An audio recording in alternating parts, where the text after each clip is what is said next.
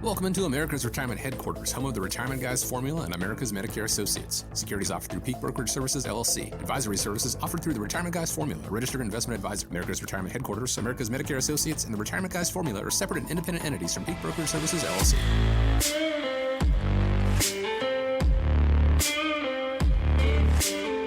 Thanks for joining us here on America's Retirement Headquarters, home of the Retirement Guys Formula and America's Medicare Associates, online at americasretirementheadquarters.com and available by calling 419-794-3030. That's 419-794-3030.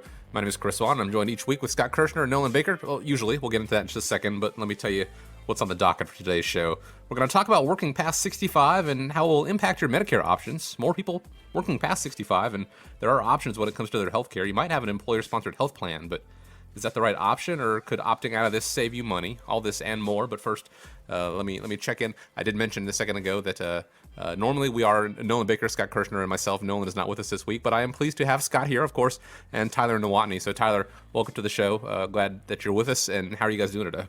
Yeah, we're doing well. We were talking before the show here. I spent a little time down in your neck of the woods, down in Athens, Georgia. Drove through Atlanta. My alma mater, yeah. Yeah. It was a great time. The weather was fantastic, and it was nice to get out of the snow. Sure.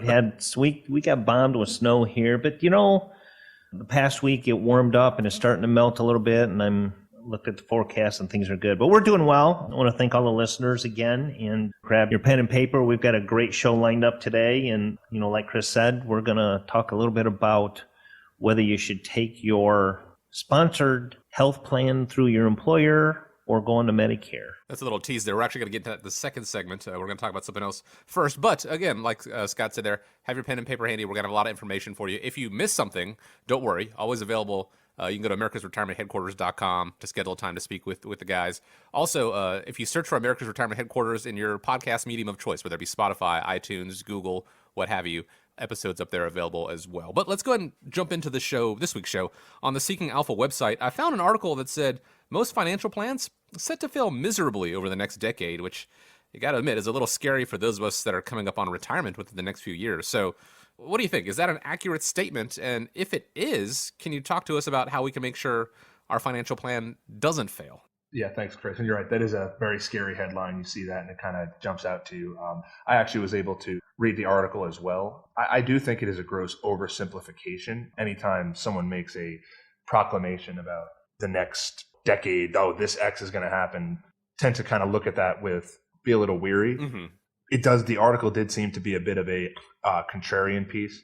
They said in there that they assume the market's going to be negative to flat at best over the next 10 years, which is, it's a rosy outlook, yeah. Yeah, quite the statement to just, proclaim that. I mean, the market has run up a bit in the past few years, so I understand why some people are, have that sentiment, because anytime the market does run up, there is a lot of people who say, all right, we need to pull back, that type of thing. But the point I would make is that with regard to where the market's at, is that earnings have largely gone up with it for the most part. I mean, you look at companies such as Amazon, such as Google, their earnings just came out about a month ago and they crushed it. I think they nearly doubled their earnings over the past year.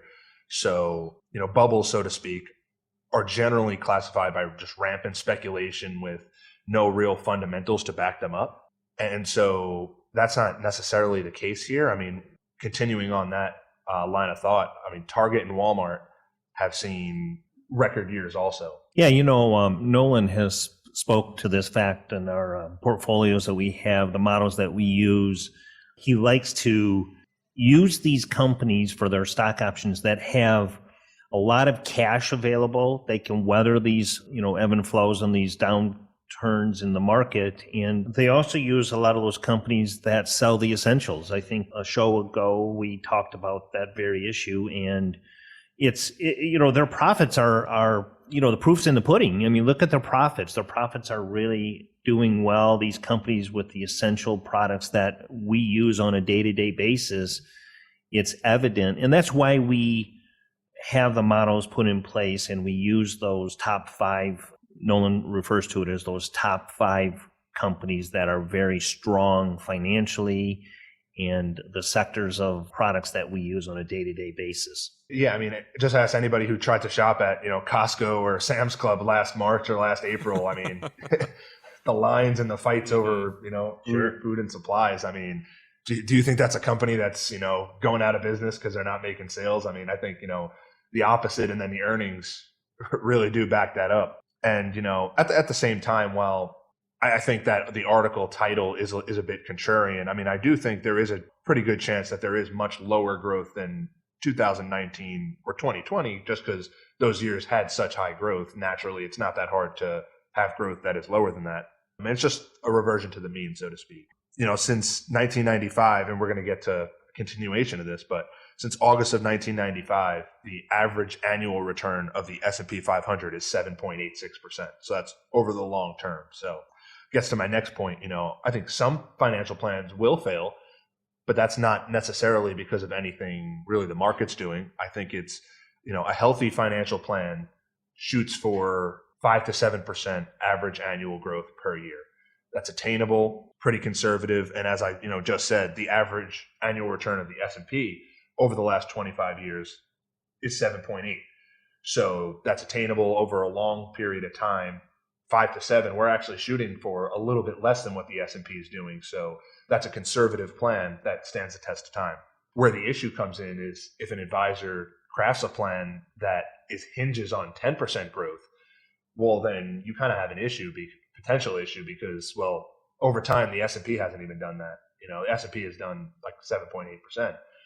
So in that situation, you're kind of banking on a historical growth in order for the plan to be successful. Tyler, do you think that a lot of the investors actually, it's a hope and dream that I'm going to get 10%, but do you think that they really deep down anticipated 10% return?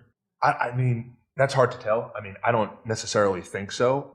I guess what I'm saying is where a plan comes into an issue is if the plan needs that growth to be successful, because exactly, I don't think a lot of investors necessarily do. Yeah, if I were meeting with an advisor and an advisor told me, "Hey, we're gonna work this out to where you can anticipate getting a 10% return," that's going to be a red flag to me, because I just don't think that I would ever anticipate a 10% return.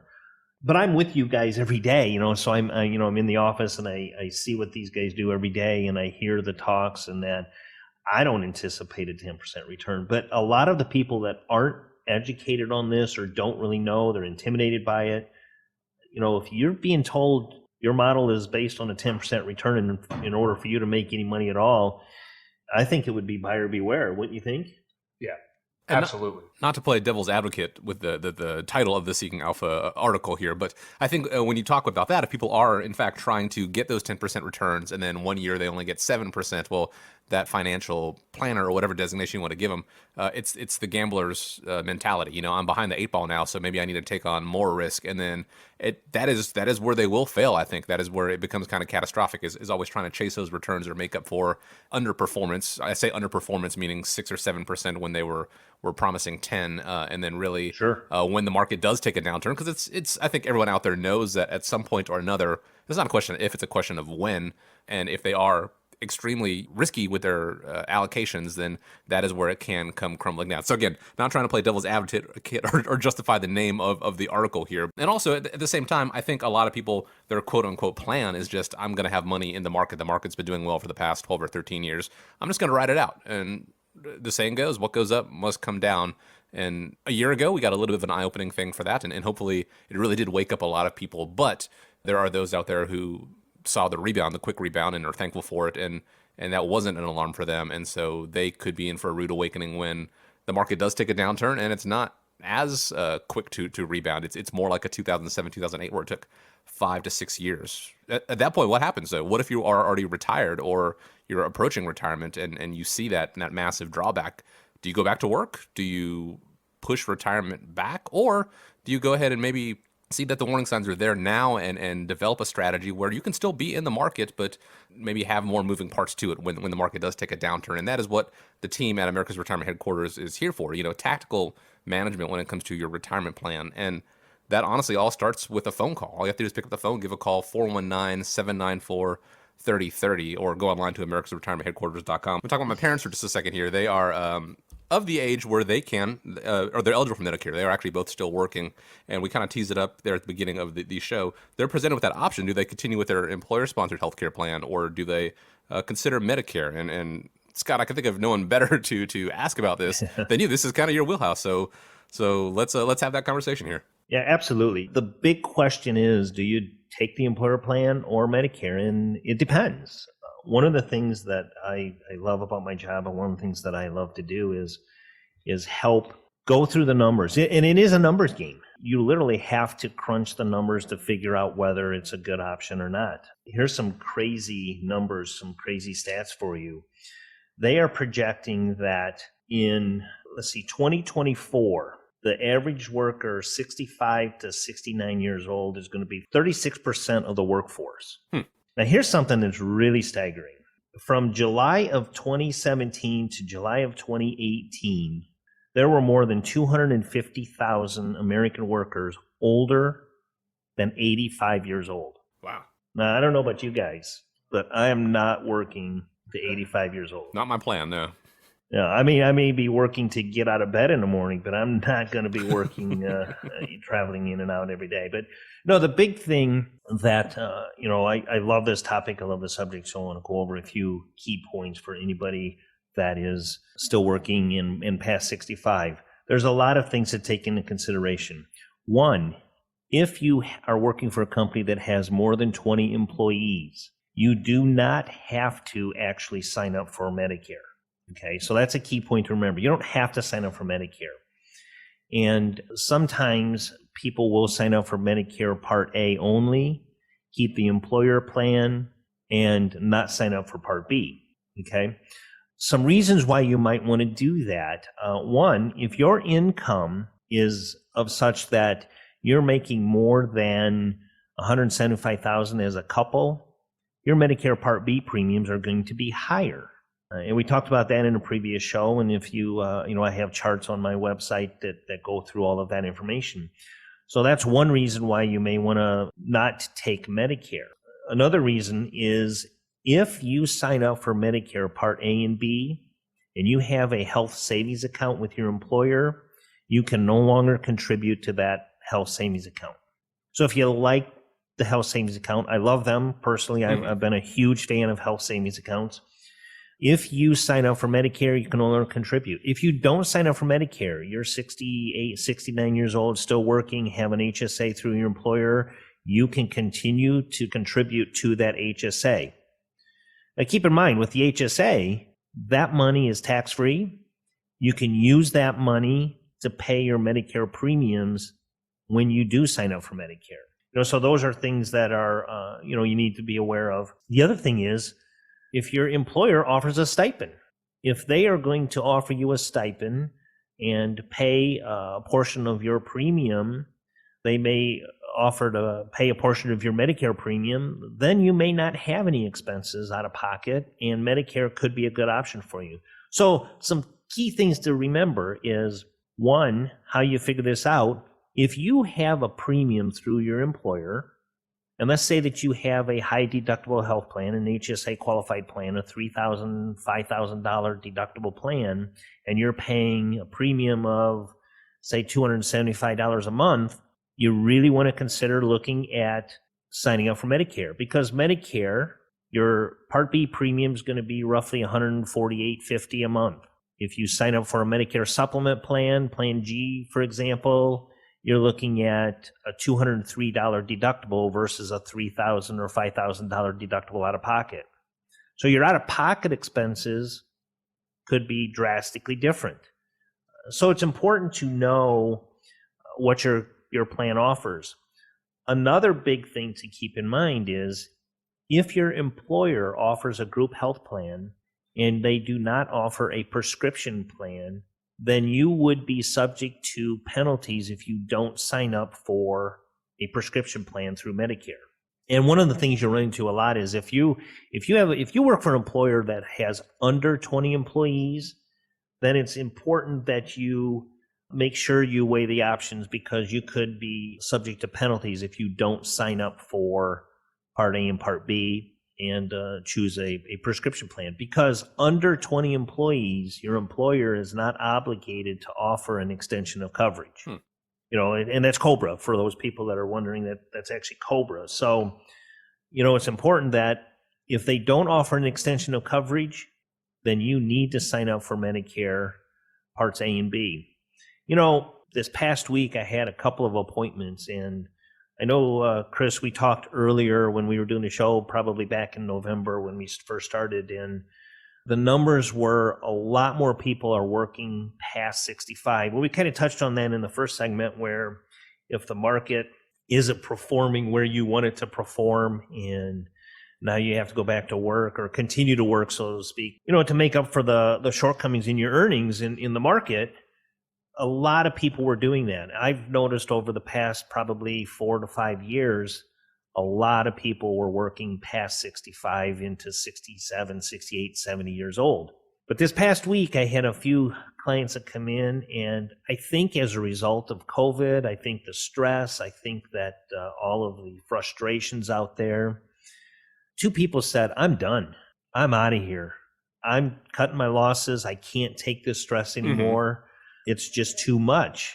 And they decided, hey, I'm retiring. And, their employers are going to have some rude awakenings, but they've decided to adjust their monthly living expenses. They're going to take their Social Security and get out of there. So I'm seeing that kind of shift and turn a little bit, where I think the frustration of the workforce. We talked about this, the employment practice laws that went back in the 90s, where having people work more, work harder, and the employers and the unions kind of jumped all over that. I think with COVID, with a lot of the furloughs, people losing their jobs, I think what's happening is these employers are working their employees a little harder. You lose 2 people, you keep 1. Well, now that 1 person is doing the job of 3. Oh, yeah. And they're frustrated with it. They're getting burnt out. And if you're close to retirement, or if you're, past retirement, I asked a lady this past week, I said, so when do you turn 65? She said, well, I turned 65 3 years ago. Oh. But I'm retiring in March. So, that's a perfect example. So, I'm starting to see that change. But, the one takeaway that I'll go with this is, you owe it to yourself. I know I say that a lot, but you owe it to yourself to weigh all of the financial factors when contemplating making that decision to take your employer plan. You can take your employer plan and keep working, or you can take Medicare and keep working. You can still do that as well. It doesn't mean that if you take Medicare, you have to retire. You can still keep working and take Medicare. It's just your out-of-pocket expenses could be a lot less. And, a lot of people ask me, well, is Medicare better than my employer plan? Well, there again, it depends. It could be your out-of-pocket expenses for Medicare with a supplemental policy or an Advantage plan. Both options could be a lot lower than what your out-of-pocket expenses would be on an employer plan. So I know I rambled a lot. I talked a lot about that. I hope I gave you listeners a lot of information that you can take away from this. If you have any more questions, reach out. I love crunching the numbers for you. And it's what I do. It's difficult. I would actually go on the record and say it's nigh impossible to give blanket advice here on the air. We can give ideas and things to consider when it comes to Medicare, when it comes to your retirement plan, all these different factors that go into place, because everyone's situation is different. So take this information and take the next step and develop a plan, figure out all the factors as it pertains to you. Reach out to the team at America's Retirement Headquarters. Reach out to Scott directly at americasmedicareassociates.com. Pick up the phone, give a call, 419-794-3030. There's a lot to consider when it comes to retirement. We are approaching a year of people, kind of starting to work from home and things kind of this quote unquote new normal. You're going to hear a lot more about that. And I remember joking at the very beginning of it, this is people's trial retirement. It's kind of, because it's going to be over in a month or 2. Well, I was wrong about that. I will admit that. But for some people, they may be just considering, I am ready to retire. And whether that is earlier than 65 or whether that is a little later on, and you haven't developed a plan yet, the good news is it's not too late. There may be more things to consider, but it is important to, before you make that step, the saying goes, measure twice, cut once. Make sure you don't have to unretire because you didn't consider something along the way, pick up the phone, give a call, speak with the team at America's Retirement Headquarters, 419-794-3030, and you can always find them online, americasretirementheadquarters.com. And we want to thank you for joining us this week here on the show, America's Retirement Headquarters. Again, Tyler, we appreciate you being with us. Scott, appreciate you being with us as always. And as we wrap up the show, as always, I want to leave you with the final word. Well, Chris, as always, thank you very much. And to all of our listeners, check out our YouTube. And like Chris says, if you need anything, let us know. Thank you very much. We really appreciate all of you. And have a great rest of your weekend and a great week next week. America's Retirement Headquarters is located at 1700 Woodlands Drive in Maumee, Ohio. You can reach them by calling 419-794-3030 or online at americasretirementheadquarters.com. Exposure to ideas and financial vehicles discussed should not be considered investment advice or recommendation to buy or sell any financial vehicle. Past performance is not a guarantee of future results. Investments can fluctuate and when redeemed may be worth more or less than when originally invested. Nolan Baker is not affiliated with nor endorsed by the Social Security Administration or any other government agency and does not provide legal or tax advice. Please consult with your attorney, accountant, and/or tax advisor for advice concerning your particular circumstances. Annuity guarantees rely solely on the financial strength and claims-paying ability of the issuing insurance company. By contacting us, you may be provided with information about insurance and annuity products offered through Nolan Baker, Ohio Insurance License Number 27787. The topic of retirement brings up a lot of different emotions. For some, it's exciting. For others, it's terrifying. Many of us are just trying to keep our heads down and hang on to our jobs until we get there. But that doesn't mean we don't worry about it. Nolan Baker and his team at America's Retirement Headquarters see the worries about retirement every day. The worries about the stock market and recessions and getting sick and whether your money will last. Not only can they help you retire in the future, but they can also help you retire your worries today. Give them a call at 419-794-3030 and schedule a meeting to discuss your thoughts and concerns about retirement. It's a chance for you to get some opinion and insight about what's on your mind. Maybe it's a first step to retire your worries about retirement. That's 419-794-3030 or online at americasretirementheadquarters.com. Securities offered through Peak Brokerage Services, LLC, member FINRA, SIPC, MSRB. Advisory services offered through the Retirement Guys Formula, a registered investor advisor. Advisory services offered through the Retirement Guys Formula, a registered investment advisor. The Retirement Guys Formula is a separate and independent entity from Peak Brokerage Services, LLC. Insurance and annuities offered through Nolan Baker, Ohio Insurance License 27787.